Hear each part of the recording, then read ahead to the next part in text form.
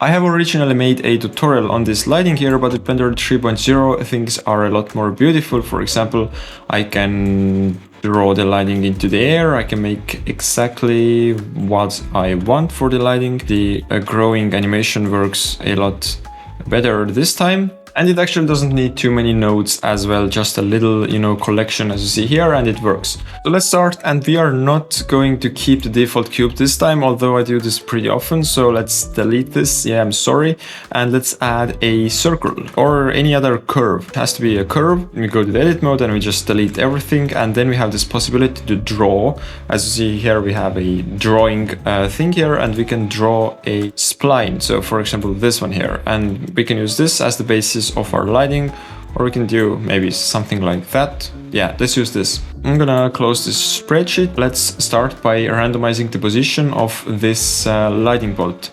So let's use a set position to set something zigzaggy for this lighting bolt. And let's also use a random value for the offset. So let's set this to vector because we are doing this three-dimensionally in all the possible locations, right? So let's use as the offset, the vector random value as the offset. And the first problem I see is that the layout is extremely bad to use. So I'm just gonna go to the here, right? Okay, now this looks a lot better. It isn't doing too much. When we change the seed, it's just like wiggling around and back and forth. And the reason is that we have only, 1, 2, 3 control points for this spline or this curve. So let's resample this, resample curve. This works well, but the problem is that we have a count here. So for example, if you draw like a very, very, very long lightning bolt, then we have a very low resolution lighting bolt because we have a fixed count. Instead, let's use the length. This is gonna give us like the same detail level. So I'm gonna delete the one I added before, and let's make like the first level of details being something like that. And I'm also gonna make this -1 and +1. Okay, something like that. And let's now add another set position and another one, and let's maybe add even another one. So now we have a lot of those. And let's duplicate this random value like that and connect all of those into the offset. You're asking, why did we add 3 of those? Well, the reason is that we need 3 levels of detail. This one here has 0.8. This one here has 0.4, this one here has 0.2, and the last one has 0.05, so some like fine detail. Now this looks very, very crappy, and the reason is that we are just adding too much of this, right? So let's disable the last ones here, so we only keep like 2 of those. And for this one, we are gonna add half of the displacement we added before, or maybe even a quarter this time. And turn the first one down a little bit. I mean, you just have to see what looks best for you. And this, and then we need this one to be like 0.1 maybe. Let's enable this, and the last one is very, very fine detail, and this is gonna be 0.03 maybe. Yes, now we have this lighting bolt and it's looking pretty nice. Okay, this step is done. Now we need some branches to this lighting bolt. Before, with the last, geometry nodes, this was actually pretty hard. We had to like add separate objects and all that stuff. Now we don't have to do this anymore. Let's take all of this and Command J or Control J on Windows. We have this little box of the mesh here, and let's start by adding some branches to it.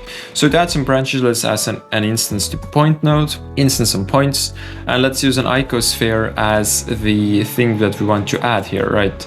So instance, massive amount of icospheres. We don't like this. Instead, what we need to do is to first control the amount of points that are actually going to be turned into some branches. So to do that, what we need is a curve to points node. Logical, right? Curved points and bam. And that's good and all, but the problem, or like a little detail, is that they have all the same distance between them. So if you want to, for example, have like a random like here and here 2 branches, and then maybe here 3 and 1 and like that, then this is impossible this way because they all have the same distance. So let's add more resolution, like maybe 25, and now let's select random points among those points. So for that we need a random value. We switch this to Boolean, and then we're gonna connect the value to the selection. And this is how we can change, you know, maybe we want to select only the half of those. Then we are selecting the probability 0.5, and the seed is gonna give us different lightning bolts. I don't want to select half, maybe like that, I think. This is how the nodes look, nothing too complex here, so you can follow along easily. And let's go on. Now we need some branches instead of those icospheres. So let's delete these icospheres, we don't need you anymore.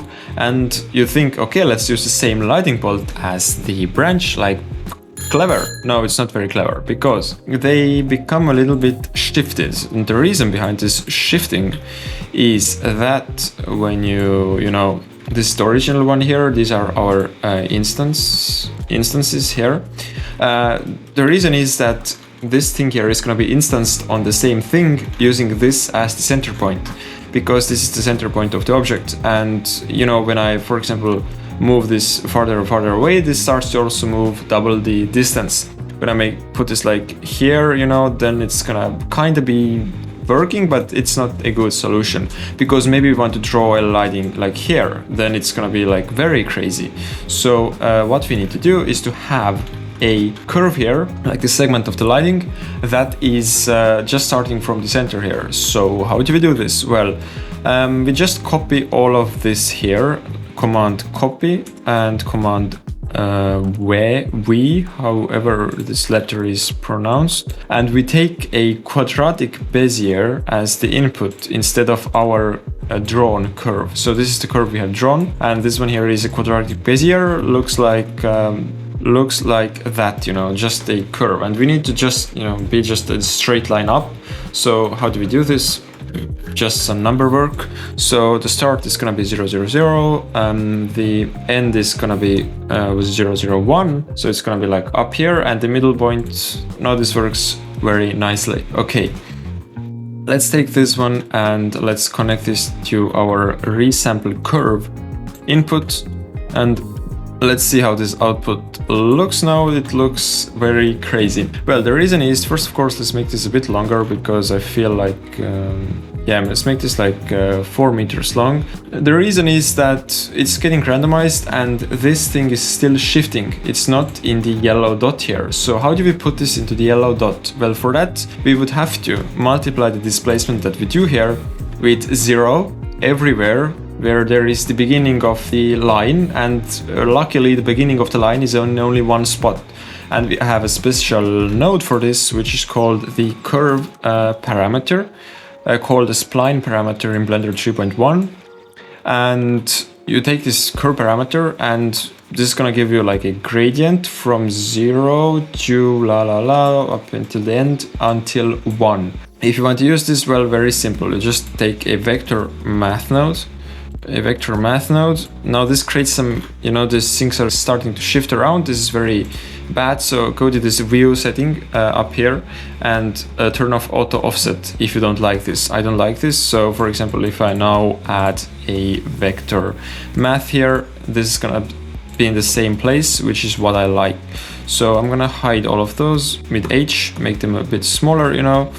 And with this addition, I'm gonna switch this to multiplication, the factor to here. Now, okay, this doesn't give too many effects right now. Put this multiply to all of our displacements. So like that. And now we can connect this to all of those things.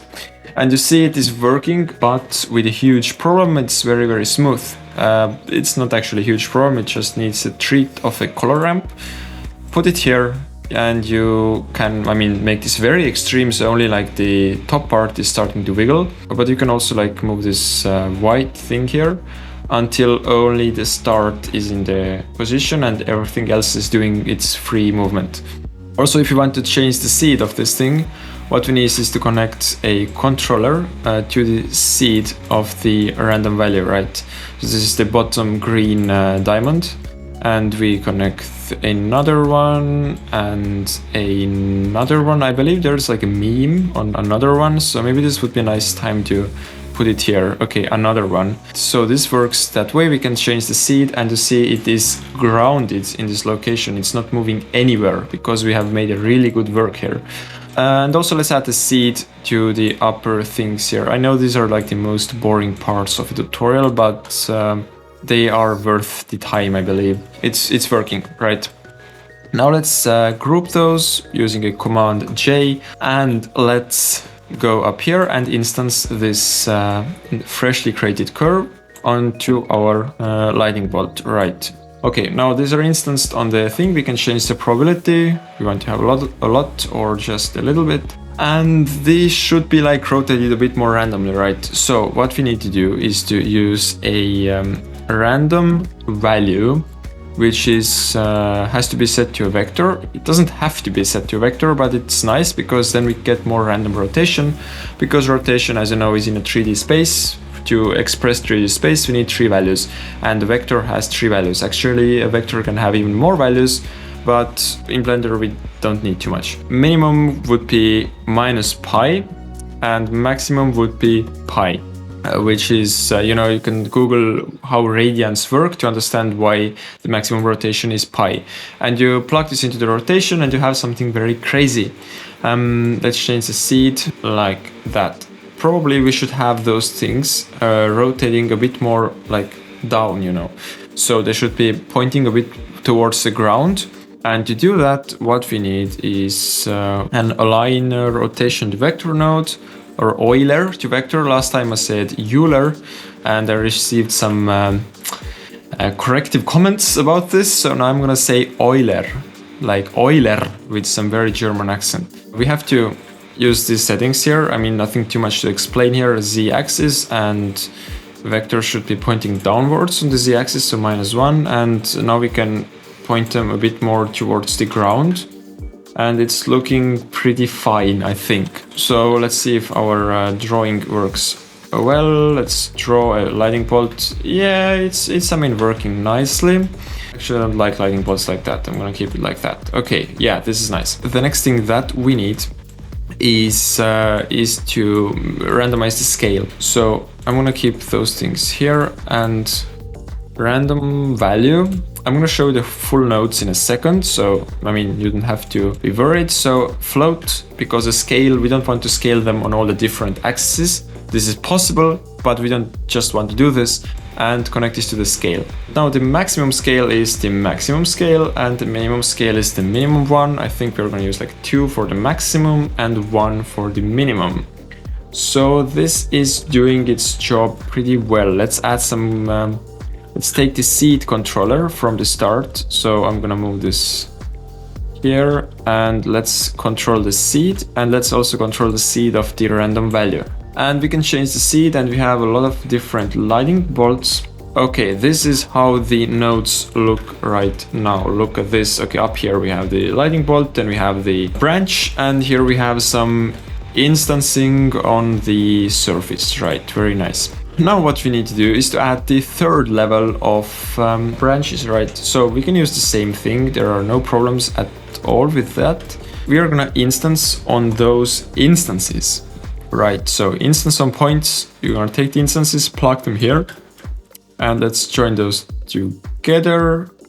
We haven't instanced anything, but let's drag like from the branch, and well, we have a massive amount of those. Of course, we don't need as much. So let's take the curve to points, put it here, the curve to points, and let's use the random value as well. I'm gonna move this down so it's a bit more understandable what is happening here.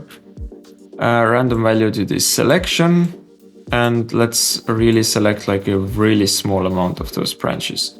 And the random value should be like a very small scale, so maybe 0.3 to 1, I think, or maybe 0.6 even. And we also need to rotate this, so I'm gonna copy the rotation part, Shift D, move this here, and connect this to the rotation. You see those branches are not pointing towards the right Z-axis, they're like pointing towards the local Z-axis, as you see here, like let's just yellow so you can see this. So like unaligned, and when we align this, it's like aligning in some, I don't know, weird random Z-axis. So instead what we need to do is to realize those instances that the curves lay on. So for example, right now they are doing this in the right way, so pointing downwards, right? And now let's add a little box around those things here and also around the other things here.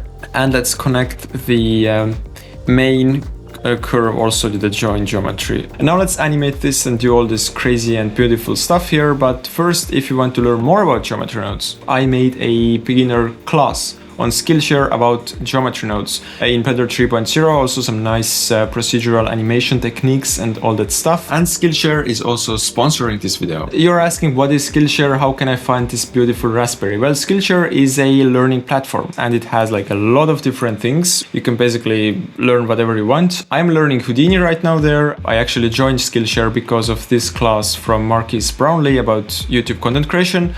As you see, it has worked pretty well. I mean, the views are going up. Now, how is Skillshare useful for you? There are a lot of interesting 3D classes on Skillshare. For example, Southern Scotty, I think, is the most popular Blender Skillshare creator I know.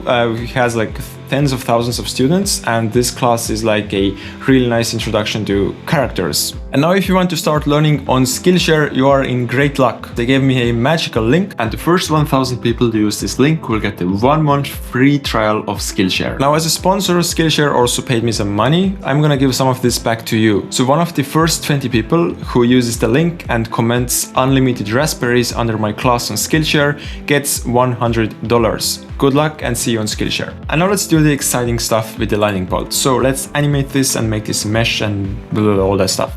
So we have here 3 inputs, right? This and this and this, shift drag by the way. We have to turn all of those into meshes. So let's make them a bit more wide open and let's add a curve to mesh node. A curve to mesh, and we need a circle, curve circle to use as the profile curve.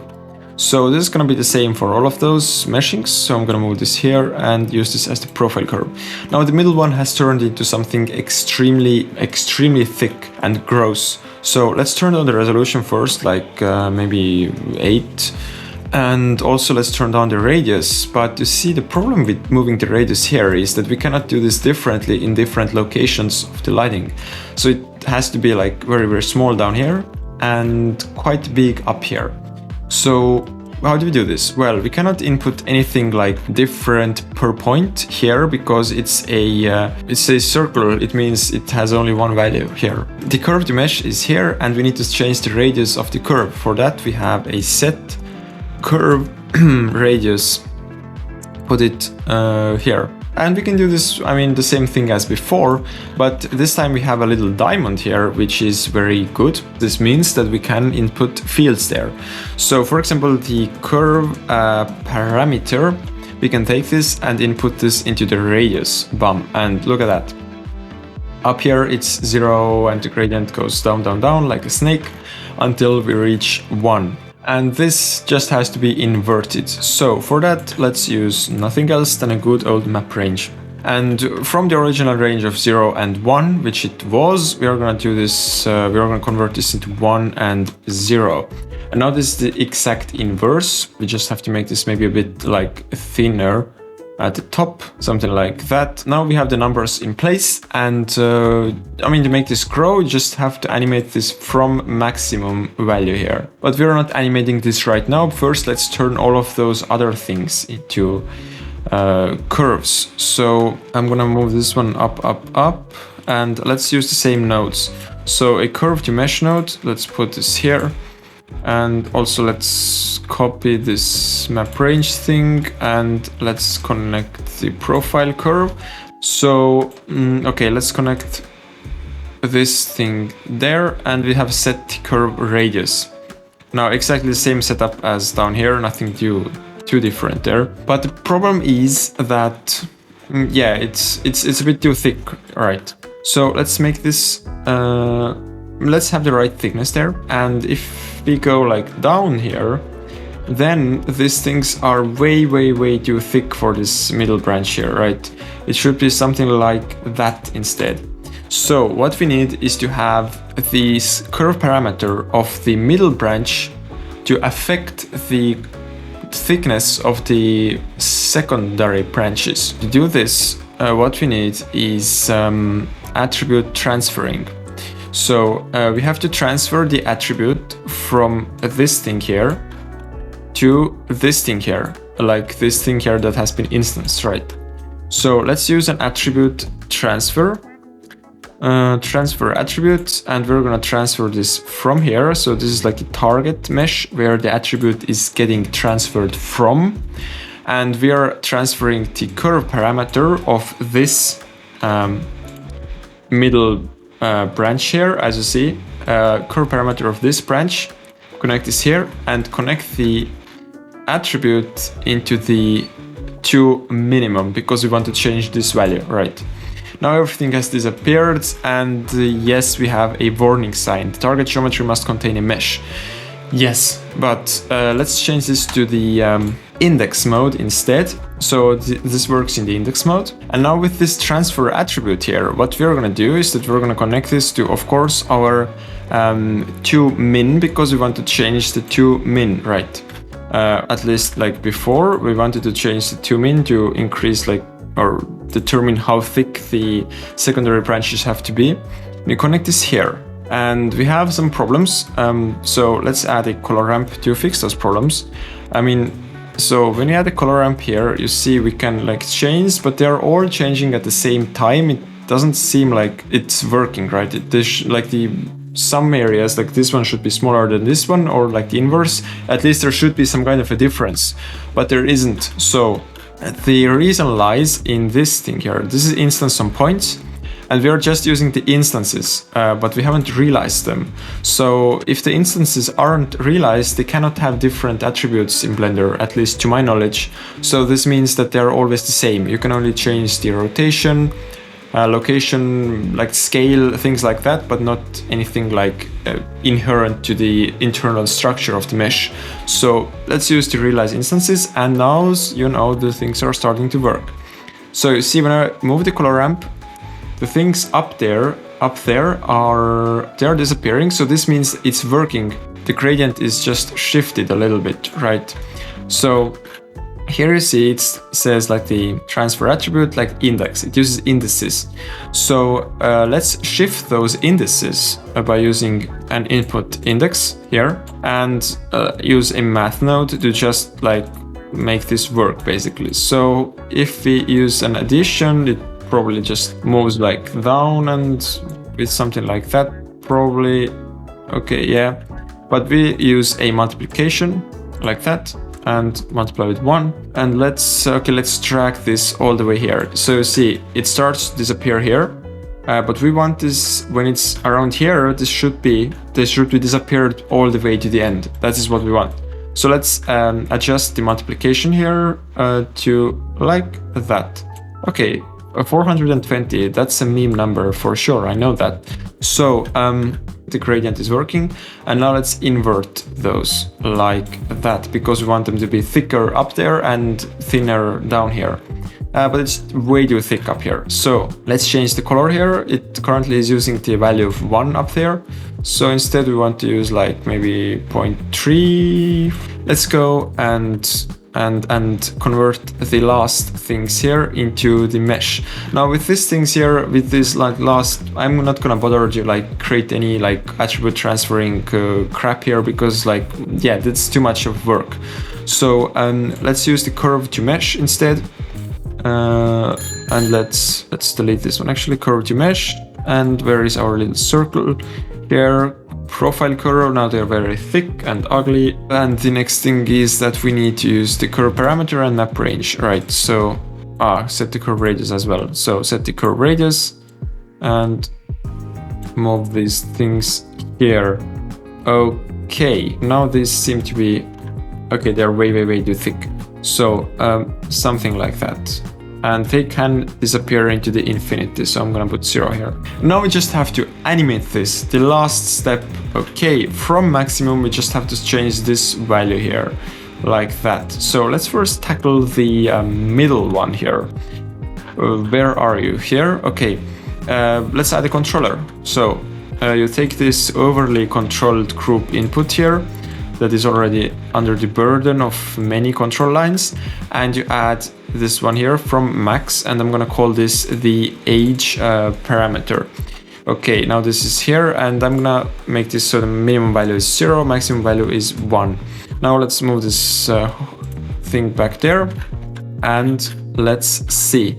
So when I make this like small, the middle branch disappears. But when this is like really small, like 0, it also like comes back, because so we have to make sure that the minimum value here is not 0 but 0.01, for example. And now when we move this, you know, this is like that. Actually the from minimum should be smaller, so minus 0.01 maybe. Now this is working extremely well. Let's add the same control for the, I'm gonna add like a little shift drag here for a good measure, and move this up here. And here I'm gonna do so that I'm gonna put this into the from maximum, of course. And they are all animating at the same time, which is a problem, but we need to fix this. So as you remember, you know, as you see, the from max here is basically giving us like the growth, right? We have to make this different for things up here and down here.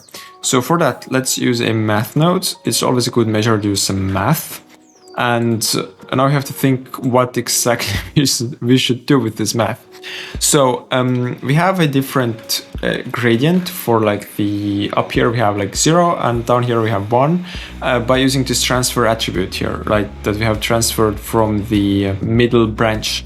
So let's drag from the transfer attribute to the addition node here. Let's see if this works actually. Yeah, maybe kind of. Let's switch this to subtract actually, and let's see how this works now. Okay, now this works a lot better, but we also have some, you know, negative stuff happening here.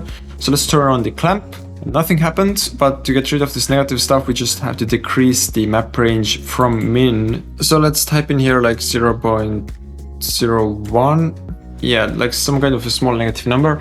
And also this 2 max here, I had it set to like something like this, and I was like getting freak out here because I thought my system isn't working. It's working, you just have to put 0 here. And now everything disappears, okay. And when you go to the side view and when you use this age slider here, then it's gonna you have to clamp this also, right? So then it's gonna do its job very nicely, like it has to. We also have this last few things here, so we need to make those growing and doing whatever stuff as well. So where are they actually? Okay, they are down here.